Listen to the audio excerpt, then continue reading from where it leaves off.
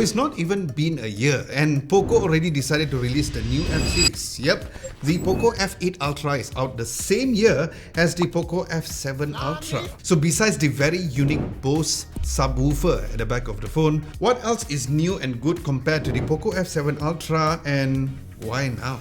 Now inside the box you'll get a TPU black soft case, a USB-A to USB-C cable, and yes, POCO continues being POCO by having the fast charger still included. This time around is a 100-watt hyper-charge brick. Now the POCO F8 Ultra grips better than last year's F7 Ultra's glass finish. My unit is the black variant, nothing fancy, and has a matte finish at the back and the sides too. It also have like a sandblasting shimmer at the back of the phone too, but yes, the finish doesn't attract any fingerprints. But I have to say that the new denim blue was a bit more premium looking. It also has an IP68 dust and water resistant, something that POCO only started from the last generation, making it standards on their Ultra model. Then there's also more of the camera plateau at the back. Yes, I know, just because Apple calls it plateau, now everybody calls it that. So yes, it doesn't wobble at all when you're typing the phone on a surface or on a table, which it did slightly on the previous POCO F7 Ultra. Anyways, this time POCO hides a tiny Bose branded subwoofer inside, and this makes the POCO F8 Ultra one of the strangest but most unique designs of year 2025, a phone that has a built-in thunderous bass driver. Now love it or hate it, credit where it's due, POCO tried something new.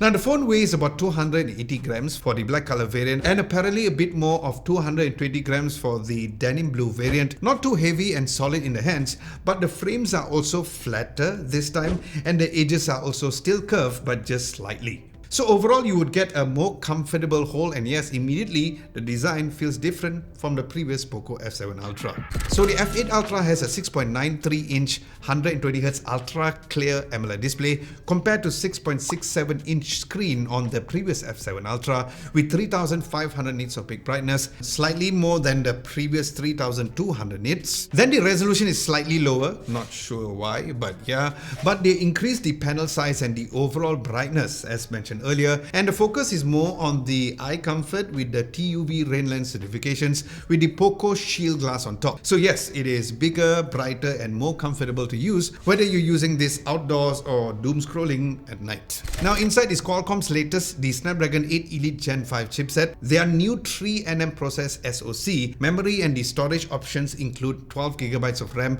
with 256GB of storage or 16GB of RAM with 512GB of storage, where the RAM is an LPDDR5X RAM and the storage is a UFS version 4.1. Exactly what you expect for a 2025 flagship phone. Now you're also getting the Vision Boost D8, a new generation of a dedicated graphics processing chip that handles game HDR, super resolution and smart frame rate management all at the same time. Perfect for those of you who want to buy POCO phones only for gaming. And yes, HyperOS 3 and Xiaomi's Hyper AI is built in with things like Circle to Search, AI Writer, Interpreter and all of those Gemini powered goodness inside of the phone. Now at the back, the F8 Ultra uses a 50 megapixel Light Fusion 950 or 950 main camera, and this is a large sensor which has OIS and apparently improve on the night performance. Then there's also a 50 megapixel 5x periscope telephoto lens which is a 115mm lens. So here's one of the bigger upgrades compared to the regular telephoto lens on the previous F7 Ultra. And then there's also the upgraded 50 megapixel ultra wide camera from a 32 megapixel previously. So yes, it is a triple 50 megapixel system,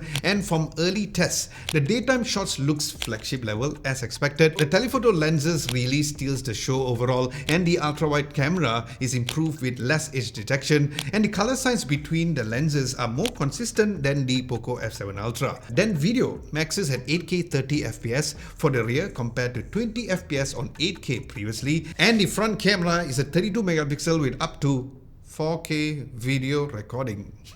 Like, holy mother of God, finally. So yeah, overall a solid improvement, but I'll test everything in depth in my long-term review of this phone. Now this time around you get a massive 6500 mAh of battery, the biggest on any F series from POCO, and even bigger than last year's 5300 mAh on the POCO F7 Ultra. Wired charging speed is slower than last year, Again, I do not know why, as it is at 100 watts wired hypercharge instead of 120 watts on last year's phone. But the wireless charging speeds are same at 50 watts wireless, with up to 22.5 watts of reverse charging. Now this should easily be at least a 2-day battery, but then again, let me confirm that during my daily use. Now audio experience is really great because this is where it truly stands out. The Bose tuned symmetrical stereo speakers and that subwoofer on this phone, or at the back of the phone, is one of the most unique signatures or the sound signatures ever on a smartphone, because it's not just louder, but you can actually feel the low frequency punch when gaming, especially when it comes to watching movies. Honestly, while this unique subwoofer might seem like just a gimmick or a novelty, but you will know the difference and it's something that you will truly enjoy. And stay tuned for my real high quality audio test in my in-depth review as well. So all in all, the POCO F8 Ultra is not just another refresh. It really tries to differentiate itself with a larger and a brighter display, a bigger battery, and a new Snapdragon 8 Gen 5, a stronger 50 megapixel triple camera system, and this crazy Bose subwoofer thing at the back. Now the price isn't confirmed yet as the recording of this video, but I'll pin it in the comment section below, and of course I'll be testing the gaming, battery life, cameras, and the audio system in different scenarios in the next few weeks, and I'll also do a comparison video between this and the POCO F7 Ultra 2, so do subscribe to the channel if you guys haven't done so.